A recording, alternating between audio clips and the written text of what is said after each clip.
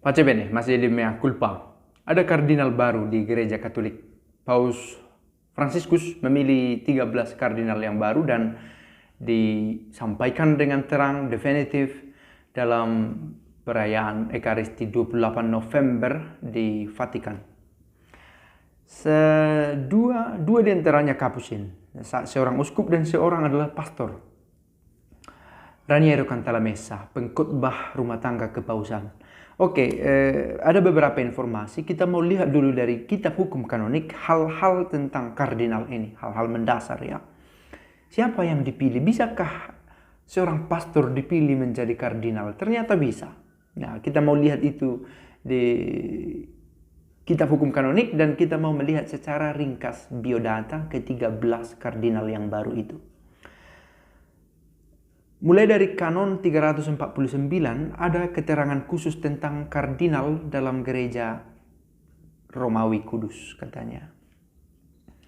Kardinal membentuk kolegium khusus sebagai penasehat paus. Dan dalam kesatuan para kardinal ini, dengan para kardinal ini paus membagikan pengajarannya dan menegaskan posisinya sebagai pimpinan gereja.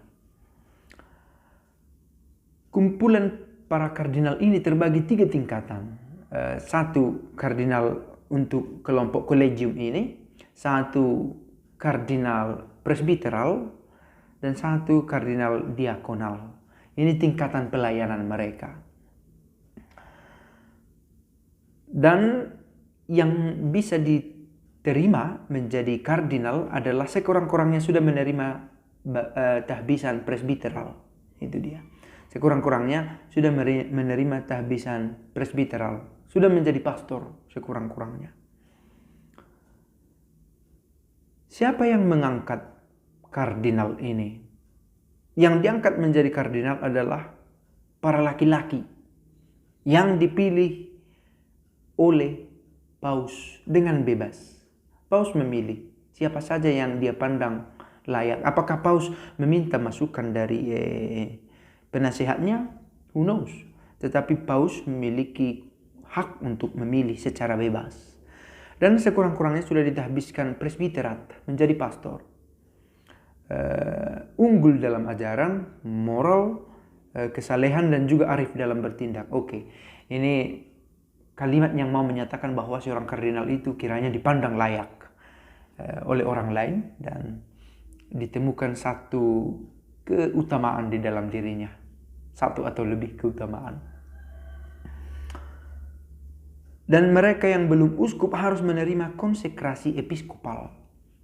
Akhirnya memang menerima tahbisan episkopal, konsekrasi episkopal dipakai istilah di sini, setelah dipilih menjadi kardinal. Jadi yang dipilih bisa saja dia seorang imam. Seperti nanti contohnya salah satunya adalah Raniero Cantalamessa, seorang kapusin.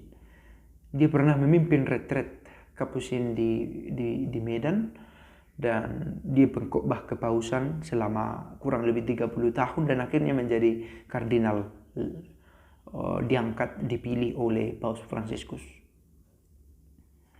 Nah, ada banyak keterangan lain di sini tentang kardinal, apa perannya, apa tugasnya, apa jabatannya, apa pengaruhnya bagi gereja.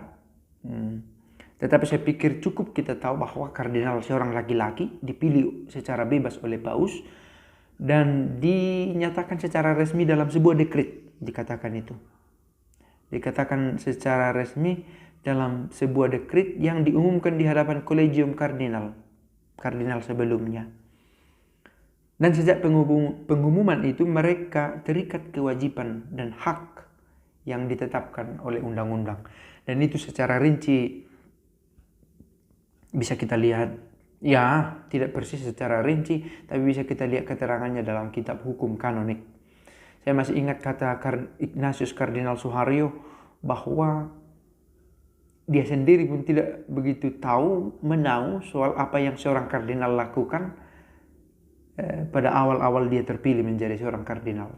Itu artinya ada penugasan yang khusus dan khas dalam diri seorang kardinal. Oke. Kita mau melihat kardinal yang baru. Kita kalau membaca berita bisa digiring oleh point of view si pembuat berita. Kalau kamu melihat berita tentang pengangkatan kardinal dari media-media Amerika, mereka terlalu fokus pada seorang Afro-Amerika pertama yang menjadi kardinal. Ada muatan-muatan rasisme di sana. Mengapa kita begitu peduli dengan apakah dia seorang Afro-Amerika? Mengapa itu begitu penting untuk konsumsi informasi universal? Yang terutama adalah gereja mengangkat lewat diri seorang paus beberapa kardinal yang dipandang layak, arif, dan punya keutamaan untuk itu. Itu yang terutama. Maka coba ambil jarak, kamu mendapat informasi dari mana dan mulai digiring kemana. Media-media Amerika tidak dengan sendirinya yang terbaik ketika berbicara tentang gereja. So, perhatikan. Saya mengambil berita dari Vatican News dan isinya informatif tanpa interpretasi apakah ini Afro-Amerika, apakah dia yang lain. Yang pasti dikatakan di sini dari berbagai benua, dari Afrika, dari Asia, dari Amerika, Eropa. Australia tidak disebut, mungkin tidak ada. Oke, beberapa nama yang bisa saya sebutkan sebagai keterangan mendasar. Kardinal Mario Grech dari Malta, Sekretaris Umum Sinode para Uskup, 63 tahun. Sebelumnya Uskup Gozo ditahbis menjadi pastor tanggal 26 Mei tahun 84. Sudah 36 tahun menjadi pastor.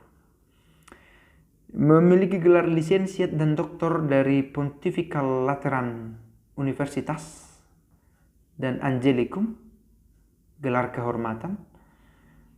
Dan dia ikut serta dalam mengajar. Itu dia. Tahun 2011 dia menjadi uskup. Nah, ini dipilih menjadi kardinal setelah menjadi uskup. Ya, ditahbiskan oleh Paus Benedictus. Yang kedua adalah Kardinal Marcello Semeraro dari Italia.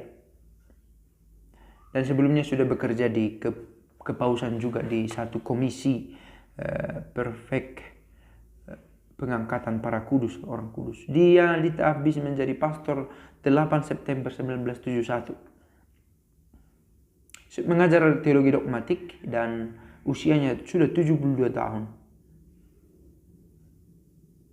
Menjadi uskup Oria, sudah menjadi uskup tahun 98.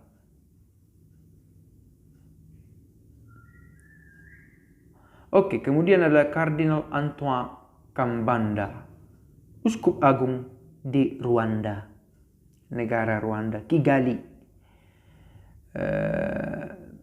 Termasuk salah satu korban perang genosida Rwanda tahun 1994. Dia sekolah di Burundi, Uganda, dan Kenya. Dan dia berusia 62 tahun diangkat menjadi kardinal. Kemudian ada Kardinal Wilton Gregory. Ini yang Afro-Amerika yang pertama dikatakan diangkat menjadi kardinal. Dia uskup agung di Washington, dari salah satu kota di sana. Oke, di Chicago, Illinois. Lalu ada Kardinal Jose Advincula. Dia uskup agung Capiz di Filipina, seorang Asia. Lalu kemudian ada Kardinal Celestino Ausbach, UFM Capuchin, uskup agung Santiago, Chili. Lahir di Artais, di Spanyol, dan berusia 75 tahun. Lalu ada Kardinal Cornelius Sim, Brunei, dari Brunei. Umur 69 tahun. Ditahbis menjadi pastor tahun 1989. Lalu kemudian adalah Kardinal Augusto Paolo Lahodike, uskup agung Siena, Colle Valdelsa, Montalcino, Italia. ditabis menjadi pastor 1989. Lalu ada Kardinal Mauro Gambetti. Ini seorang Fransiskan, seorang konventual, mantan pimpinan general mereka, dan seorang imam.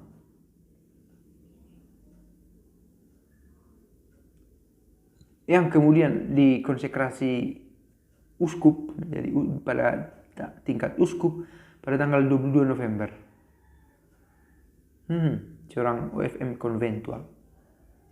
Lalu kemudian ada Kardinal Felipe Arizmendi Esquivel dari Meksiko, uskup emeritus San Cristobal de las Casas. Menjadi pastor 1963, sudah 57 tahun. Dan ditabis uskup tahun 91, sudah 30 tahun menjadi uskup.